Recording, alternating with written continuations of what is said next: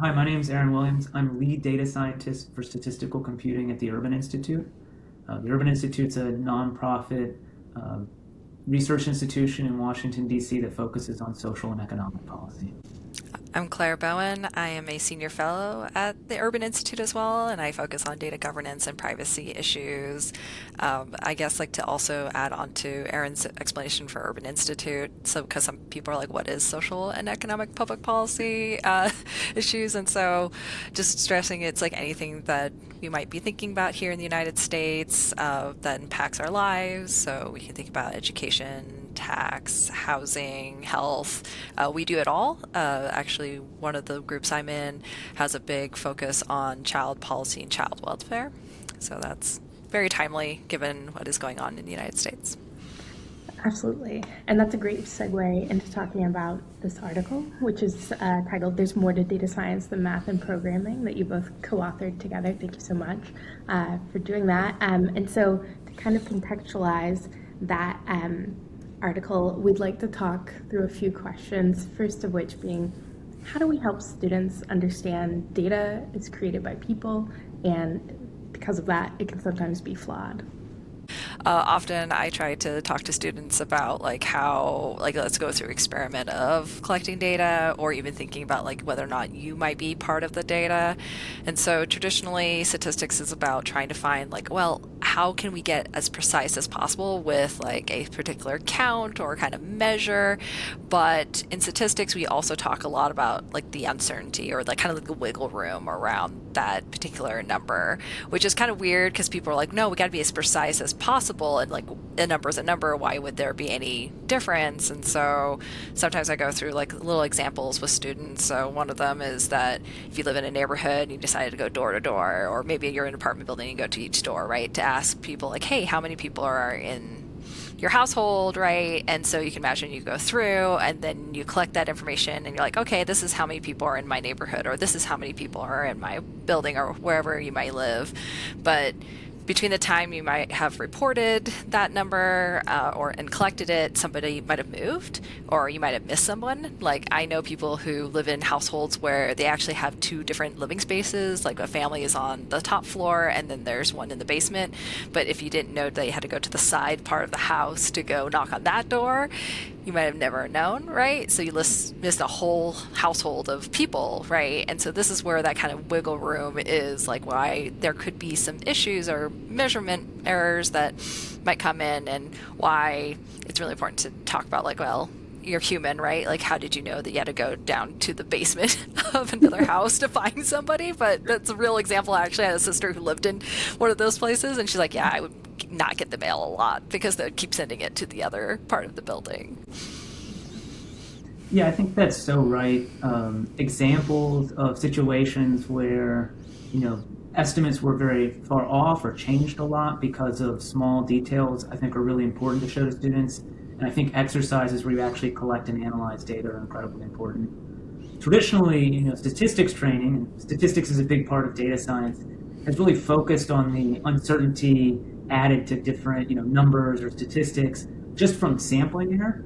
And that's really just the tip of the iceberg. And, you know, we know how to calculate that sampling error. And so that's probably why, you know, education's really been drawn to it. But things like how much does your answer change because of the wording of a question or because of the actual process by which you go door to door, you know, as Claire just said, there's so many different doors. You know, what does it mean to go door to door can really affect your outcome. And that's why we tried to elevate this example in a blog post about Iraq from the Pew Research Center that just basically showed that when you ask people a question and you don't highlight the downsides of an action in that question, you can get way more support than when you do talk about the downsides, you know, meaning that U.S. forces might suffer thousands of casualties. You get a much lower number of people who say that they favor that action just by changing a few words. So just sort of seeing that and experiencing that, I think, is really important. That is a great point, and you kind of anticipate my question because I'm wondering what are some ways that educators can help students ask more meaningful questions with data.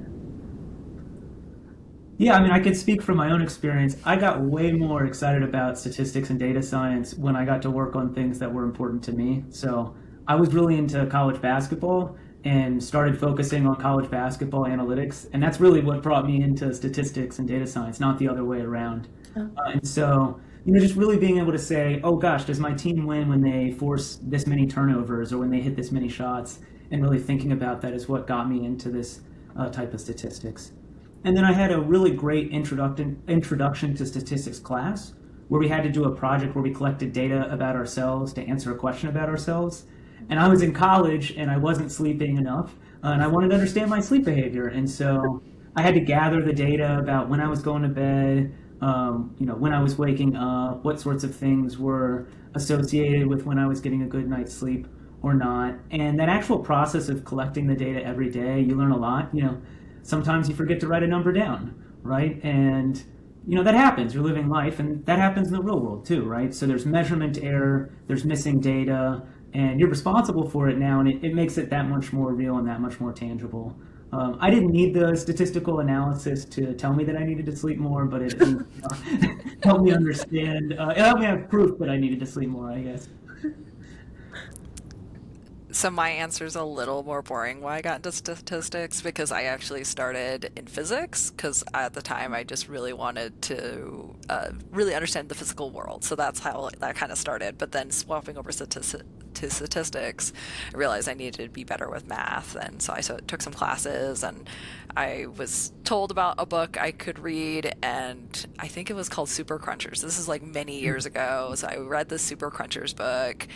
And I thought it was so interesting how, like, the premise, I think the first story is about predicting the quality of wine. So, like, at the time, I wasn't a big wine drinker or anything, but I thought it was really interesting how this one person who had no experience with wine tasting or how to rate wine or anything just took a bunch of data and forecasted, like, based on the weather, based on these kind of qualities that we can predict from past yields, it's going to be the best season for wine. And that person, who was a statistician, contradicted the one of the most well-known wine tasters, I believe. So I'm saying this again. This is all from memory, and the statistician was correct. And then again, apparently the next season was also a super season, which is like not at all like no like that's very very rare to have back-to-back really good seasons, but the data showed it would. And again, contradicted from the known experts, but it turned out that that was the best yield. And so I think just like having that, and there's a few other examples in the book, I'm like, wow, that's really interesting that you could find out these other cool like little things that people who are subject matter experts that weren't using data, like you were able to predict more. Aaron, I think you already referenced this, but I'm interested if you could speak to more about how we teach students how to ask a question, like the way in which they ask the question, equally as important as like the data that's being collected, and why is that so?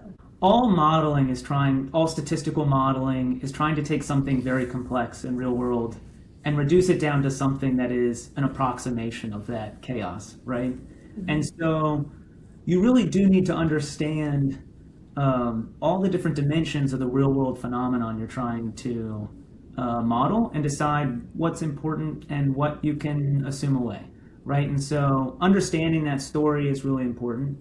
Understanding if you get an answer, if it's actually actionable, is really important. Understanding how you get the data to answer that question is incredibly important, right? And so, there's a saying in the business, right? There's no such thing as raw data. Data are the result of a process. They're created, they're not found. And so even just understanding the story of how you went from no data to data is incredibly important for understanding how that data can change the output of your models. And this is really important if you want to be someone who builds models for a living, but it's really important for everyone because we're all consumers of the output of these types of models, right? If you turn on Netflix, you're getting a recommendation for what to watch, right? If you turn on the weather and you want to see if there's a snowstorm coming, that's another output of a model, right? If you read the newspaper or, social media, which is more common now than maybe the newspaper, you're seeing statistics that are supposed to help you understand the world. But of course, those statistics are the output of a process. And so it's really, I think, important for everyone to understand the context and the process by which those data are created. And There's lots of different examples. So, like during presidential election years, there's a lot of polling firms that have nefarious intentions, right?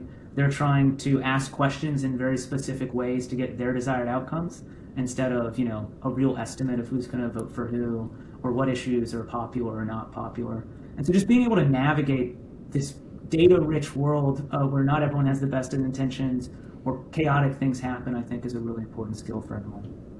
Of course, if you learn something about the world, you also have to be able to tell a story, right? People, you can't just say, aha, I win the argument because we flipped heads and it came up, or we flipped a coin and it came up heads 10 times in a row, right? Like that's usually not sufficient. Usually you need to put these statistics into a bigger story to really persuade people, to change people's mind, to create value. And so understanding the story of how you got here is really important to, I think, telling that story to other people and actually changing people's minds. I'm not sure how I can follow up with that one, but I'll think of a couple examples maybe that will help fill in some of the space or give some snippets. I often think about the fact that like how we do ask the question, you get different kind of answers. So like one of the things I keep hearing over and over, and or at least echo in my brain, is like when you collect no data or not the right data, you're gonna get like no action or no like results, and so that it just kind of becomes this vicious cycle of that repeated process. And so an example from a colleague that she showed was that a bunch of the surveys here in our nation indicate that Asian Americans are all English speaking, highly educated, born in the United States. And so to her point, I resemble that remark, so whatever. I reinforce it. But the thing is that the problem is most surveys are written in two languages. It is English and it's Spanish. So if you're trying to get other people in the country who do not read or write in any of those two languages, how are you actually capturing them? So you're not capturing those individuals. So then you're like, okay, well, we don't have any data about this. And so therefore they're like, well, is there a problem? No, because like all Asian Americans are English-speaking, highly educated individuals. There's no poverty issues, therefore, or whatever kind of outcome you're thinking about, and therefore you're not going to make any changes. Because, like, why should we ever change our survey design because we're capturing the right people, right? And in that very example, we're not at all, right? And so I do think about the fact that my family did immigrate here, and they didn't speak English until some years later. So maybe if they were part of that survey or could have been part of that survey early on, they were definitely not represented properly in that until they became English speaking individuals. That's amazing. We're talking about context, and we're talking about like the wording is important because you have to be specific and you have to like be inclusive. And I know we only have a little bit of time left here, but I was hoping we could end on this question because I think that all of these questions are kind of circling around this idea of ethics in data collection, in survey, and how you put together a survey. So I'm wondering if each of you, we have about 3 minutes left, but if each of you could kind of sum up, like, what does ethical data use look like for students? Like, what does it look like for someone to consider ethics when they're collecting data, when they're putting a survey together? So I'm leading our kind of team of a group of us thinking about data governance and privacy, and we have this kind of impact statement of saying everyone is responsibly represented in data. And I always think about that as like when we think about ethics, is it that the people are being represented or are they not? Is it a choice? Because some people may not want to be part of the data because it's their information. They should have the right to how it's being controlled and how it's being used. There's a lot of concerns about that, especially with now we have AI everywhere, right? I mean, there are a lot of information being used without your full consent. You can imagine, right? It's just being collected out there, and you want to think about like, oh, is that being not just harmful for me, but is it being harmful for my communities as well, right? Like there could be information that can indirectly impact another person and make the outcome more harmful than good, right? I have a video that I have my students sometime watch. It's called Coded Bias, and they actually have a lot of really good examples about when data is being intended for some good use, but then ends up being used in an unethical manner. I think one of them was like teachers being graded or evaluated for promotion or some merit raise, because it's a very tedious process, right? And so there was an algorithm that went through it for the Houston area, but it found out that it was using very biased data, and so it was ranking some teachers who won awards for being excellent teacher or anything like regional, and they got rated very low. And it turned out it was because they were basing it on certain demographic features that were not at all related to their actual performance. And so instead of it being like maybe a tool where maybe somebody says, hey, based on some factors, maybe it can help like speed up the process and still have a human part of that evaluation, it ended up being just an automatic, like, oh, you are automatically scored from this system to be getting this promotion or this ranking, no raise for you or anything like that. So it's like really discouraging for a teacher, right, to be like, well, this nameless figure used my data, used other people's data to then give this evaluation that really does negatively impact that individual in terms of like how they're going to support their family, if whether or not they want to continue to teach, right? Because if you're told you're a terrible teacher, I don't know if you want to continue teaching then, right? Yeah, I mean, to go back to what we talked about earlier, I think data science and statistics are really important because they can change decision making. And so the first thing you should do when you're deciding, if an analysis should be pursued is really think about what are all the different ways that this data could affect decision making, and what are the advantages and disadvantages of how those decisions could change. And there's a lot of situations where decisions are made based on anecdotes or status quo bias, where not having that information can be incredibly harmful, right? We know very little about poverty, like surprisingly little about poverty in this country, or surprisingly little about wealth and income. And so if we're making lots of public policy decisions based on that weak information, maybe there's a really strong case for doing new analyses that really bring more information to those decisions. But if you had malicious actors who then had access to this information, they could do, really bad things, like decide to put all the grocery stores in certain neighborhoods, or decide to target people who have the least means to navigate complex financial decisions.